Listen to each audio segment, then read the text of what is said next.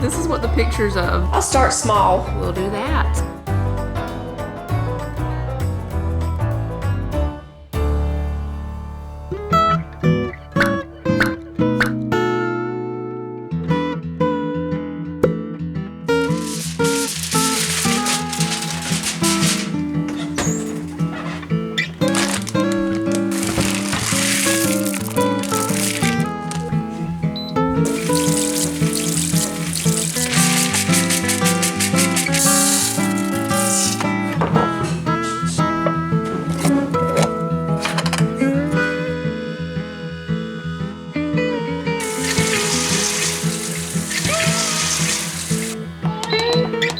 Welcome back to Monday, everybody. It is now Monday afternoon. It's about 2:45. I just got the meatloaf put in the oven. I made it this morning and just put it in the refrigerator so it would be ready just to go in the oven this afternoon. So if y'all missed yesterday's video, I'll link it down below. We made the meatloaf in that video and we made some little flour fruit tarts. The kids really love those, especially Jonah. So we've got the meatloaf in the oven now, and I started some Great Northern beans in the Instant Pot. I'm gonna make some cornbread and a couple other things to go with this, but I won't have to make that for about an hour or so. Jonah and Cece are trying to go outside and play for a few minutes, but y'all, it's been raining again all day today. All right, it's time for another freezer update. So if you missed any of the videos where we had the freezer troubles, it accidentally got unplugged. There was catfish in there for several days. We didn't realize it was unplugged, and it was a very terrible stink from mostly the catfish. Thankfully, there wasn't a lot of stuff in there, just a little bit of frozen fruit and vegetables, popsicles, and the catfish. And I think there was some corn dogs in there too, but thankfully I'd been trying to use up everything that was in here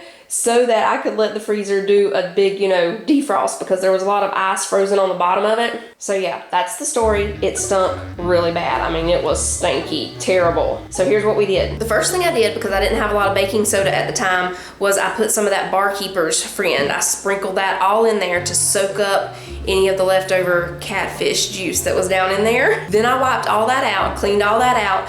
Then we put baking soda. I just sprinkled that in there, and at all this time I had it unplugged and just opened up, and it was bad. I mean, it stunk in here so bad.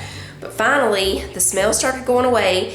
I wiped out all the baking soda, and then I put in some charcoal and more baking soda, because a lot of y'all told me that charcoal would work, and it did start getting better. It started getting a lot better, but when you got way deep down in there, you could still smell it a little bit. So I found the drain. We went through that. I unplugged it and we let it defrost again, because I did plug it back up after the first few cleanings and letting it air out for a long time. I plugged it back up because I thought that would help, and it did seem to help, but when you got way deep down in there, you could still smell it. So I thought maybe something's, down in the bottom. So we unplugged it, let it thaw out again, and then we drained out the liquid that was down in the bottom in the drain part. Then I took really hot water and a little bit of bleach, poured it all in the bottom to let that run through the drain pipe or hose, whatever's under there, to let all of that run through to flush that out. And I left it unplugged for probably another day, I think, or at least about 12 hours. Oh, I put coffee grounds in there too. While the drain thing was going on and I had it unplugged, I put some coffee grounds in there. So when I got all that done, cleaned up from draining it and all that, we plugged it back up, and now when you open it up, you cannot smell anything. So I'm thinking we can start putting food in it again. I'm gonna do one more wipe down with this multi-purpose cleaner. It has a little bit of bleach in it. We're gonna wipe it down one more time, and I think we'll be good. I just haven't been wanting to put food in it because I didn't want the food to, smell or taste like that catfish smell. Grocery day's coming up in a couple of days, and I'm hoping to find some good deals on meats and things like that so I can start stocking this freezer back up again. I'm gonna clean the top right here too, because I actually haven't wiped this down any during all the cleaning times.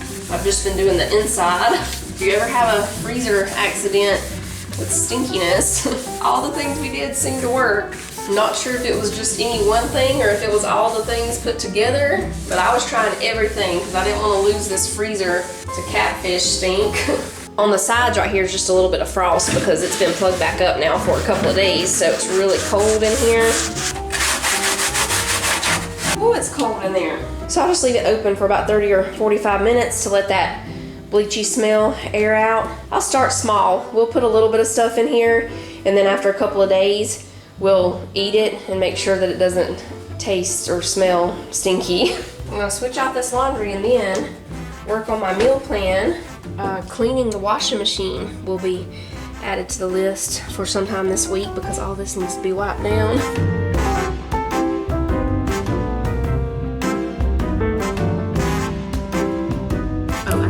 off the things that I cleaned this morning too. I haven't done that yet.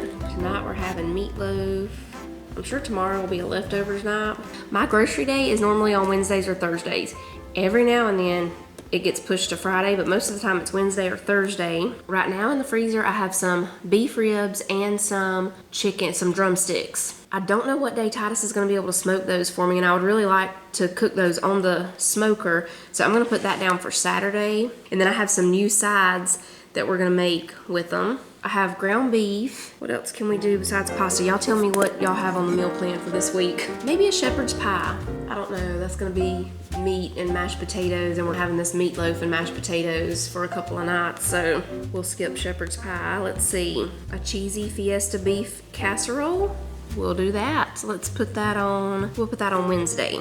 I think we're gonna have a pizza night on Friday. We haven't had a pizza night in a while. We'll probably do homemade pizzas. I think on Thursday we'll do a meatless meal. I still have some more ground beef in the freezer, but I don't wanna do, you know, ground beef every single night this week. So I think we'll do like a squash, either a squash casserole or something with squash, and I'll make some macaroni and cheese, some other kind of veggie sides, and yeah, we'll just have a meatless meal. I do have some chicken strips, so if the kids want those, I can put some chicken strips in the oven, but mostly just some macaroni and cheese and vegetables, probably biscuits. I think I'll wait about planning Sunday and Monday's meals just because I want to wait and see what's on sale or what kind of good meat deals I can find.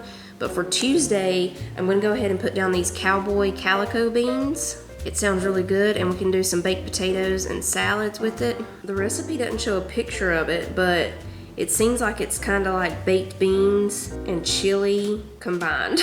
This is what the picture's of, just the ground beef and onions starting to cook. But yeah, with the ingredients, it sounds like it'll be really good. I'm gonna put TO8 right here so I can remember where to find this recipe. That's Taste of Home. It's on their website. I don't know why they don't have a picture of how it looks. Or I could've just snapshotted it on my phone, but I already closed it out. I'm about to make some cornbread. I put just a little bit of shortening in my iron skillet. I'm gonna put it in the oven to melt down while I mix up the cornbread. So we're gonna make the cornbread, and I'm also gonna make some asparagus to go with this, and probably mashed potatoes. Yeah, you can help, but Tyler, oh, I found them. Tyler put the dishes away for me earlier. We had to go on a measuring cup hunt, didn't we? Watch your toesies. I'm watching. Put your stool right over here, and I'll bring it over here, okay? Okay, here. Yeah, we'll bring it over here. Okay, we need 1 egg. You want to do a turkey egg and show them how the turkey egg looks? Yeah, how about the turkey egg? Okay. Oh, my hand is so full. Now, turkey eggs are a little, you know, bigger than chicken eggs, so that's not gonna hurt anything. They're not that much bigger. That's how it looks. Open it. Yeah, we're gonna open it. I'll crack it into this measuring cup. That way you can pour it in, okay? So they taste just like chicken eggs, but the shell is a lot harder to crack. Very hard to do. There we go. Woo, look at that yolk. Yeah, That's a big one. Yeah, that's a big yolk from that big egg. Thanks, Miss Turkey. All right, you can put the egg in. And then we need a 1/4 cup of vegetable oil. There you go. Okay, now we need Cup of water. no water for the cornbread. I do need to take out my pan though because it's melted down and ready now. We need about a cup and a 1/4 milk. cup of milk. That's right. You got it? Yeah. I'm gonna bust up the egg and then I'll let you stir, okay? Okay. I keep stirring it. Yeah, you keep stirring it. I'm getting the pan ready over here. Woohoo! Because you always want a cheese snack. Yeah? Look, Yeah. I'm making giant one. Yeah, I see. It's really gigantic. That is gigantic. Yeah, I was gonna skip the potatoes, but everybody in the family is like, what? Meatloaf with no mashed potatoes? I thought everybody might be tired of potatoes because, you know, when we bought that 50-pound bag, we were eating potatoes like every other night, something with potatoes. Okay, now for the meatloaf, we normally just put ketchup on top, but tonight I'm gonna add a little bit of brown sugar to the ketchup. Okay, that should be enough ketchup. Now we'll add a little brown sugar. I'm just gonna put about 2 tablespoons there. Mama's making a mess, Manny, with just ketchup and brown sugar. You want him to come look at your cheese box? This morning when he wanted some cheese, I just cut the rest of it up into little cubes and put it in a bowl. Now we're just gonna spread this on top. Might have to add a little more ketchup, we'll see. Yep, we'll put a little more. I won't worry about the brown sugar. We got plenty of that on there. Now we'll put this back in the oven just for about 15 minutes or so, pretty much just to warm up the ketchup on top, but it'll stay nice and red and not turn all brown. Where'd my other oven mitt go? Oh, here it is.